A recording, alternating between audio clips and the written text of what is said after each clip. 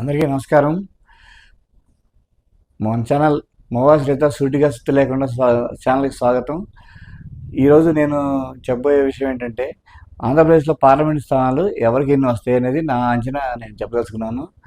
నా అంచనా ప్రకారం శ్రీకాకుళం, విజయనగరం, ఆమ్, విశాఖపట్నం, అలాగే ఆ, అనకాపల్లి, కాకినాడ, అమలాపురం, రాజమహేంద్రవరం, నర్సాపురం, ఏలూరు, మచిలీపట్నం, విజయవాడ, గుంటూరు, నసరావుపేట, బాపట్ల, ఒంగోలు, నెల్లూరు, చిత్తూరు, ఆ, అనంతపురం, హిందూపురం, మొత్తం 19 సీట్లు ఎన్డీఏకి వస్తాయని నేను అనుకుంటున్నాను.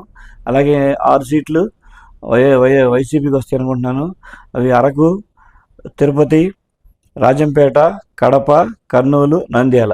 అయితే కడపలో మనకి ఏమైందంటే కొద్దిగా టైట్ ఫైట్ ఉంది. ఒకవేళ అది గెలిస్తే షర్మిల గెలవచ్చు, లేదంటే వైసీపీకి రావచ్చు ఆ సీటు. నా అంచనా ఎంతవరకు కరెక్ట్ అయితే రేపు జూన్ 4 తర్వాత చూద్దాం. Thank you.